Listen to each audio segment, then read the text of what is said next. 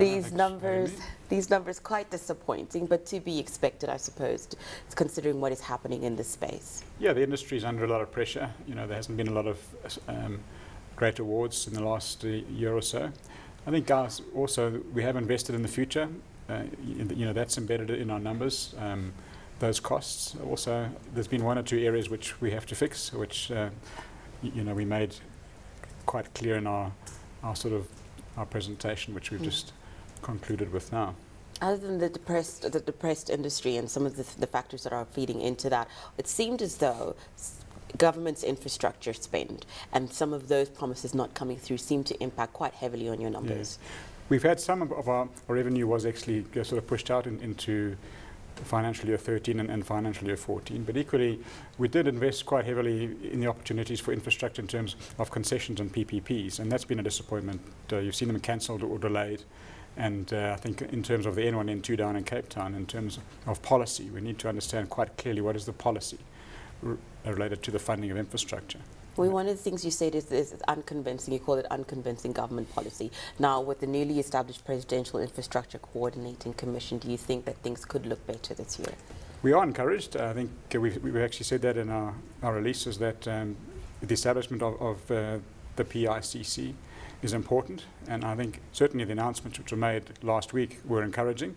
Obviously, there's a lot of water that has to flow before those actually happen in terms of infrastructure, the financing, and also the capacity building to be able to execute those projects. I wanted to talk a little bit about renewable power and nuclear energy. It seems as though you're moving into that space more and more. Considering how much, particularly the initial layout is, how do you plan to fund that, or is it already built into the cost that you mentioned earlier? Yes, we've spent quite a lot of money and effort actually in terms of sort of positioning ourselves in power, and have been doing power work for now the past 5 or 6 years.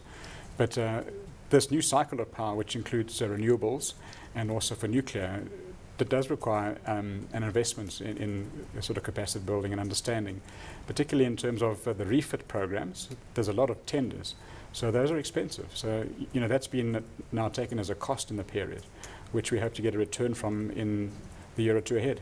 You talked about the commitment that's coming from the private sector. How robust is that? Well, the uptake in terms of the renewable energy inquiries through refit has been very good actually. So there's a big appetite for the debt and for the equity.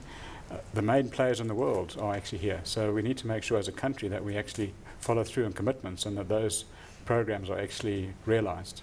Expanding operations in Africa, I really do want to talk about that, because it seems as though that contributed about, it moved from 30 to 37% from your previous earnings.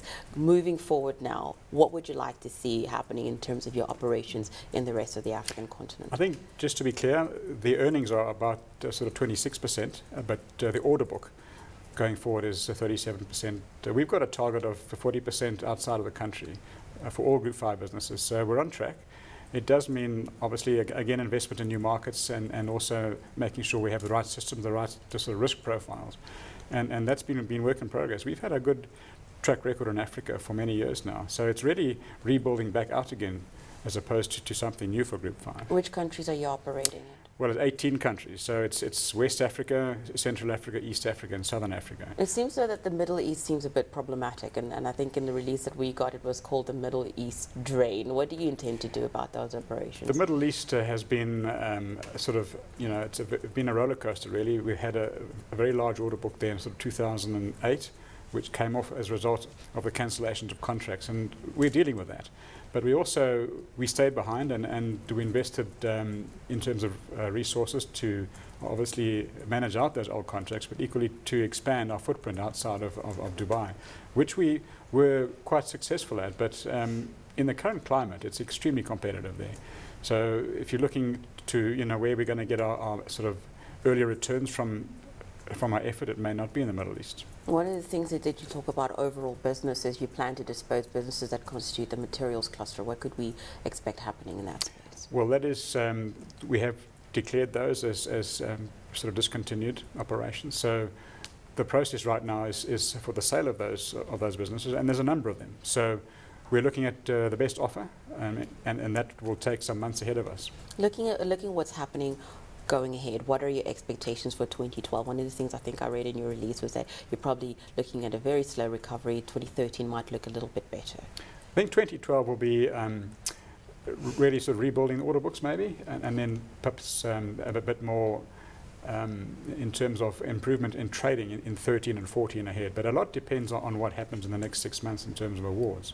For yourself as a company, what are you hinging your growth on? Our growth is very firmly in a concessions and contracting model, and also African growth. If that doesn't improve, though, particularly here in South Africa, and if you do see what happened last year feed into this year, Yes. what is your picture looking like? The interesting part is that outside of South Africa, the concessions model and the PPP model is actually growing in stature.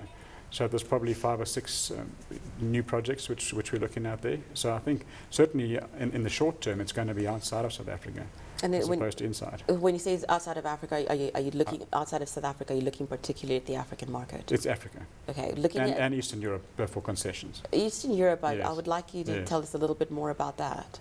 We've been in Eastern Europe operating as a toll road operator and also an equity participant for must be more than a decade now. It has provided us with good revenues and good growth. So it's really in Poland and Hungary at the moment, and we see in the future possibly more projects in that region, and maybe in the 1 or 2 new countries. In some of your operations, you say that that the numbers reflected growing competition. How are you combating that? Because it seems not just here in South Africa, also in Africa, we're seeing more and more interest, particularly on the African continent. All these companies that are seeing growth, that are seeing opportunity. How are you sort of navigating that within your company? No, it's a good question. Obviously, the Chinese are here very strong, and we're seeing from India, from Greece, from all over. So, we're focusing on in the short term, sort of private sector work with mining and power industries, which is not that easily sort of accessed, if you like. So it's more sort of a technical nature. That's our differentiator, and also working in remote places. That's been an experience which Group 5 has had now for over a decade, and we do it quite well. So we have some differentiators, but in general, it's becoming more competitive. So we have to obviously be a lot sharper going forward.